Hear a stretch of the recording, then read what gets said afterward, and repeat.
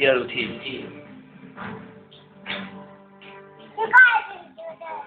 Video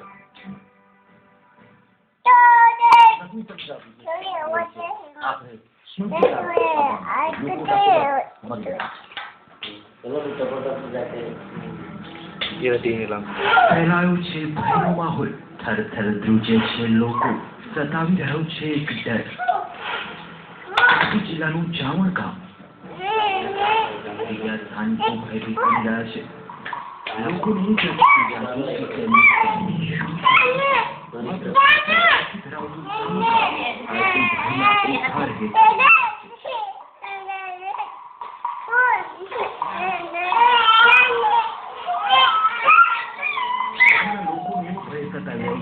જેનો ઉકેલ તેઓને જડતું થશે. ગામ લોકોની વાયદા થઈ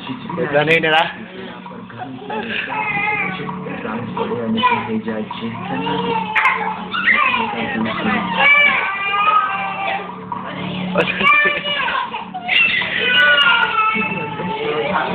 સમજો ને દુશ્મન છે.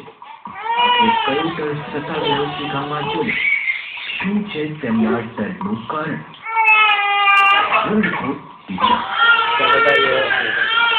તાપીના ગામ પર બંધાઈ રહ્યો છે.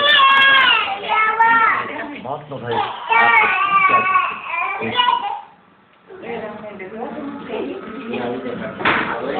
તાપી જિલ્લાનું જામણ ગામની વસ્તી છે માત્ર 1300. ગામની પરિસ્થિતિ પરંતુ છેલ્લા કેટલાક સમયથી આ ગામમાં કંઈક અજુગતું બની રહ્યું છે. લોકોને થઈ રહ્યો છે.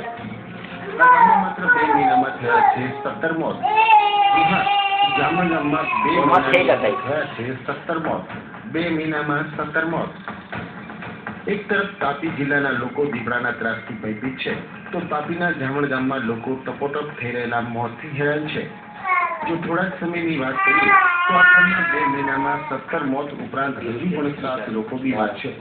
અને આ 7માંથી 3 લોકો એવા છે જેની સ્થિતિ અત્યંત ગંભીર છે.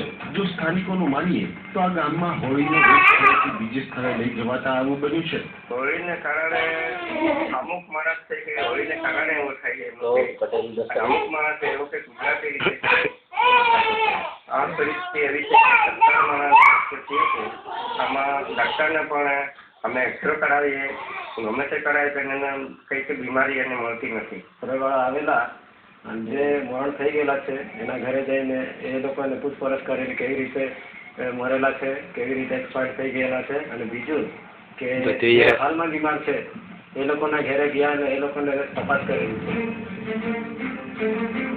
ગામમાં ટપોટપ થઈ રહેલા મોત અને તેનાથી ફેલાયેલા ભયના માહોલની જાણ આરોગ્ય વિભાગની ટીમને થતા આરોગ્ય વિભાગની ટીમ પણ બીમારી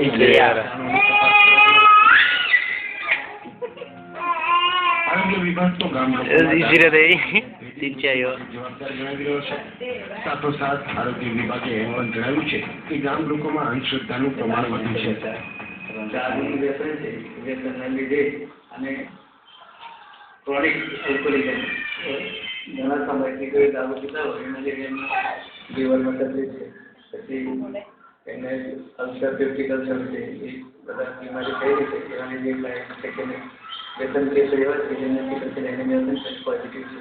આ 50 દર્દીઓએ જે મરણ થયેલું છે એમને સોનગઢથી વ્યારા સુરત સુધી જઈને સારવાર પણ લીધી છે. એમાં બધાના ડાયાબિટીસના પેશન્ટ હતા. આખરે કયા કારણો જવાબદાર છે આ ગામમાં થઈ રહેલા ભયની મોત પાછળ? શું ગામ લોકોમાં વધી રહેલું દારૂનું દૂષણ જવાબદાર છે કે પછી ગામ લોકોની માન્યતા? આખરે શું છે? હવે સાચી વાત તો ત્યારે જ બહાર આવશે જ્યારે આરોગ્ય વિભાગ ભેદી મોતના કારણોનો તાગ મેળવશે. ત્યારે હાલ તો જામણના લોકો દેશી દવાઓ લઈ રહ્યા છે અને વિવિધ પૂજા અર્ચના કરાવી રહ્યા છે. ત્યારે ગામ લોકોને અદૃશ્ય ભયના ઓથારમાંથી કોણ મુક્ત કરાવશે એક સવાલ છે.